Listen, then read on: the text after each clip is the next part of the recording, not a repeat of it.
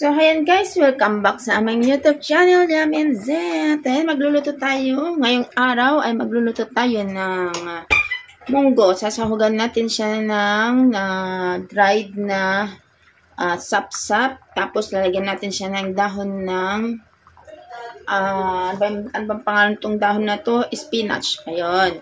Ayan, ito ay nailaga ko na kagabi pa ito. So, tinuloy ko lang ngayong umaga. Yan, natanggalan na rin natin siya ng yung bula at saka yung balat. Yan. Yan, tanggalan pa natin. Meron pa na mga natitira dyan. So, ayan guys. Samahan niyo ako hanggang matapos. Ating igigisa muna ngayon ang ating tanggalin ko muna siya dito. At ating igigisa ang ating bawang sibuyas. Saka natin dyan isasalang mamaya. Ayan, maggisa muna tayo ng bawang sibuyas. Nahiwa ko na rin yung aking bawang sibuyas at kamatis. Ayan, lagyan natin siya ng olive oil. Gamit tayo ng olive oil. Ayan. Yan, meron tayo ditong, meron ako dito na hiwa na bawang, may sibuyas, meron din tayong kaunting luya at sili. Yan. Tapos, ito naman ang aking kamatis na nahiwa na. So, ayan. Lagyan na natin ang sibuyas. Ay, ang bawang. Hindi pa masyadong mainit ang ating kawali. Yan. Patong muna natin dito yan. Matapon. Ayan guys, nilagay ko na ang sibuyas at ang luya. Sunod na natin ang kamatis. Ayan, isasangag ko dito ang ating dried fish, dried sap-sap. Dito ko siya isasangag. Ayan guys, nasangag ko na ang ating dried fish. Ngayon, nadurog ko na rin tong ating kamatis. Pwede ko na siyang ilagay.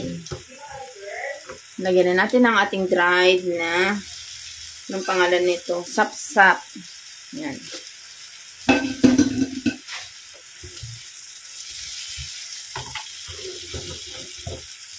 Try nyo to guys, masarap. First time ko rin naman na nagluto ng ganito. Diba yung iba din nilalagay dilis? Ano? Ako naman, sap-sap, galing to kay Kambal. Bili pa ito ni Jen. Kambal ni Jackie. Eh ngayon, wala kaming maisahog. Kaya, ito na lang, sap-sap na lang. Ayan na natin ilagay sa ating munggo. Tanggalin ko muna. Ating ilalagay na dito. Ayan. Yan guys, saka ko siya ngayon ilalagay. Kita nyo.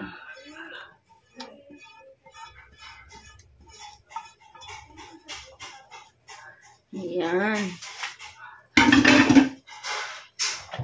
O diba ang saya-saya?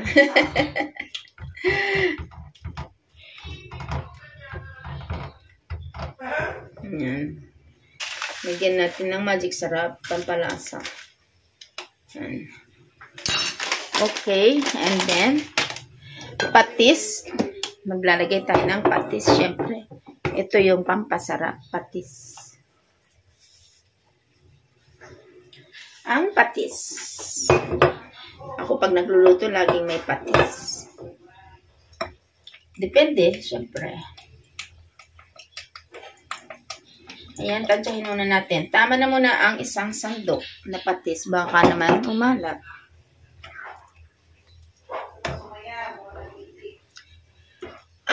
Medyo nasad lang ako dito sa aking munggo. Hindi siya masyadong durog. Kahit matagal ko na siyang nailaga, hindi siya nadudurog. May iba-iba kasi ang klase ng munggo. May malagkit. Gusto ko yung malagkit, yung malapot. Ito, parang medyo nasad ako kasi hindi malapot ang aking munggo. Hindi ganito ang texture na gusto kong munggo. Ang gusto kong munggo talaga ay yung malapot talaga. Ayan, pero okay na yan. Pwede na. Ayan, pakukuluin lang natin. Tapos, saka natin ilalagay ang ating spinach. Tapos, yun. Tapos na, kakain na tayo. Ayan, tingnan nga natin. Kulong-kulo na siya. Baka pwede na. Ang ating munggo. Titikman muna natin. Ay, wag yan. Baka matuklap.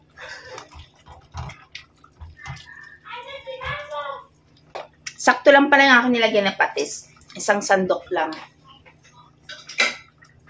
Hugas muna akong kamay para ilagay natin yung ating spinach.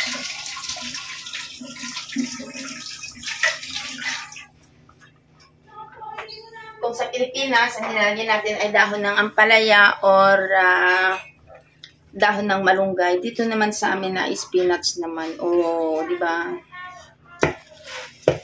Yung iba nilalagyan nila yung alugbati. Pero, hindi ko masyadong type ang alugbati. Hindi ako fan ng alugbati. Ang panlasa ko pag ako'y naglalagay ng nakatikim na ako noon na alugbati.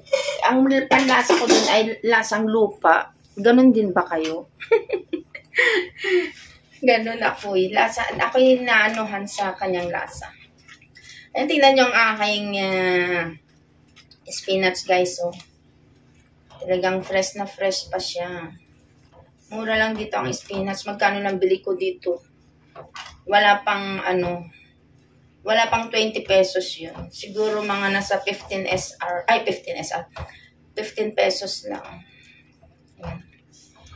Hindi ako, mapapansin ninyo, hindi ako masabaw magluto. Hindi ko masyadong type ang masabaw na luto kahit munggo. Depende na lang kung ang luto mo, syempre pagka tinola or sinabawan. Yan. Pero ako, pag nagluluto ng mga gulay, may gulay o kaya munggo, ganun, hindi ako masyadong masabaw. Ayan, pakukuluan lang natin ng kaunti. Tapos, hahangin na natin para hindi ma-overcook yung ating spinach. Kasi wag natin tatakpan kasi pag tinakpan natin, may tendency yan na mag-iiba ang kulay ng ating napaka-green na spinach natin. Yun. Kailangan pag tayo naglalagay ng gulay, hindi na dapat natin tatakpan ulit para hindi mag-iiba yung kulay ng ating gulay. Yun guys, pakukulan lang natin ng kaunti. And guys, kulong-kulo na siya. So, pwede natin patayin ang ating apoy. Pwede na natin i-off ang ating kalan. Yun. So, yan guys. Hanggang dito na lamang ulit ang ating isa na naman nating vlog. At kung nagustuhan mo at nag-enjoy ka sa aking pagluluto, please subscribe and please like sa aking YouTube channel. Yan. Maraming salamat sa inyong lahat, sa inyong suporta. Bye! Ingat po tayo lagi.